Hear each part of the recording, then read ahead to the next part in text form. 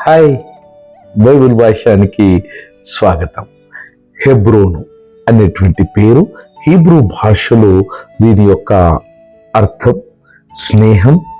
హెబ్రోను అనగా ఐక్యత, హెబ్రోను అనగా సంబంధం అనేటువంటి అనేకమైనటువంటి అర్థాలను కలిగి ఉంది.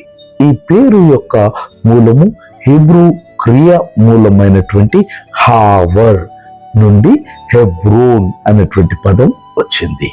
హావర్ అనే క్రియాత్మకమైనటువంటి పదం యొక్క అర్థం ఏంటంటే కలపడం లేదా చేర్చడం లేదా ఒకటిగా చేయడం అనేటువంటి అర్థాలు హావర్ అనేటువంటి క్రియాత్మక పదం నుంచి ఉన్నట్టు మనం తెలుసుకోగలం. అందువల్ల హెబ్రోన్ అనేటువంటి ఈ పేరు స్నేహ బంధాన్ని, సహవాసాన్ని, హెబ్రోన్ అనగా ఐక్యత, సంఘము అనేటువంటి భావాలను వ్యక్తపరుస్తుంది హీబ్రూ పదమైనటువంటి హెబ్రోన్.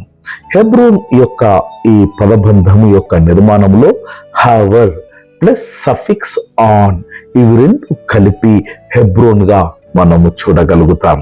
హేవర్ అనేటువంటి ఈ పదానికి అర్థం స్నేహితుడు, సంబంధం, సమాజం. ఆన్ అనేటువంటి ఈ పదానికి అర్థం స్థలార్థాన్ని సూచిస్తూ ఉన్నది. అందువల్ల హేవర్ ప్లస్ ఆన్ అన్నటువంటి ఈ పదం యొక్క అర్థము స్నేహస్థలం లేదా సంబంధము కలిగినటువంటి స్థలంగా మనం చూడగలుగుతాం. హెబ్రోన్ అనగా స్నేహము, ఐక్యత, ఫ్రెండ్షిప్ ఆర్ యూనిటీ. హెబ్రోన్ అనగా సంబంధము, కూటమి, అసోసియేషన్ ఆర్ అలయన్స్.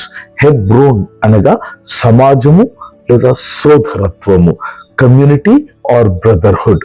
ధార్మిక సంకేతార్థంగా హెబ్రోన్ అనేది మనుష్యుడు దేవునితో ఒక కలయికలో ఉండేటువంటి స్థలానికి ప్రతీకగా బైబిల్లో చూడబడ్డది.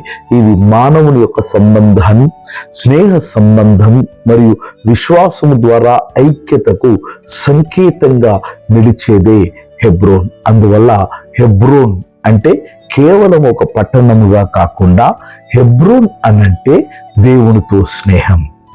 హెబ్రోన్ అనంటే విశ్వాస సంబంధము ఏర్పడేటువంటి స్థలం అని అర్థం చేసుకోవచ్చు.